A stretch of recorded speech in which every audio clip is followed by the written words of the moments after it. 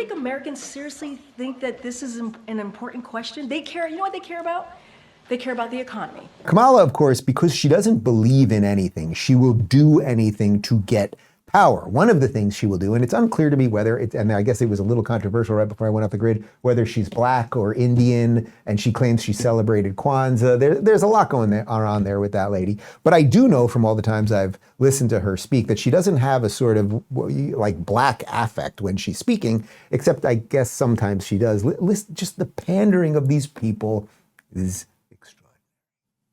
You better thank a union member.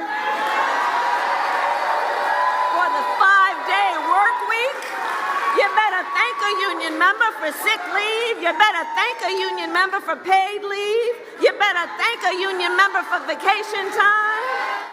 I mean, I guess that's a black affect. That's what everyone's saying on Twitter. I don't even know what that affect is. Like, she's trying to be like, I'm from the hood or something, and that'll somehow get me in with the union people or something like that. It should be noted that Kamala Harris grew up in Montreal, Canada. Both her parents were PhD fellows. So that, you know, you might want to put that somewhere. I'm pretty sure that's not her actual accent.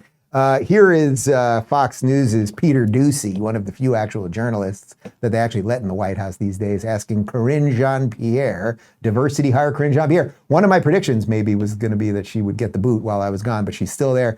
He asked her about Kamala's new accent. Topic.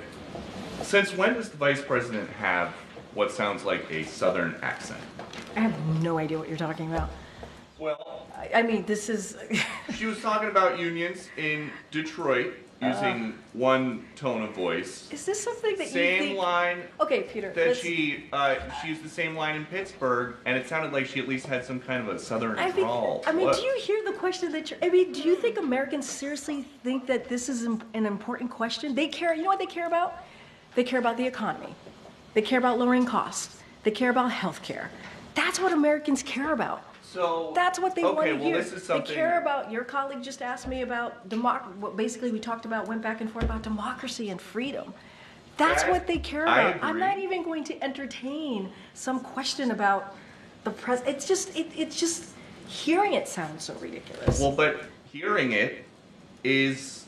The question, I'm talking about the question is just insane. Is that how she talks in meetings here? I'm just, Peter, we're moving on. Actually, Americans do think it's an important question. I think it's an important question. Who is this woman and why does she pander? And we know this, right? This is Hillary Clinton with hot sauce in her pocketbook. Why do they pander? Why do they make up accents and everything else? Why is it that for years I have said that a man who is orange with the craziest hair ever, who's a billionaire, is more relatable and real than anyone that the machine can put out there? The reason is they're all NPCs. They're not fully formed humans.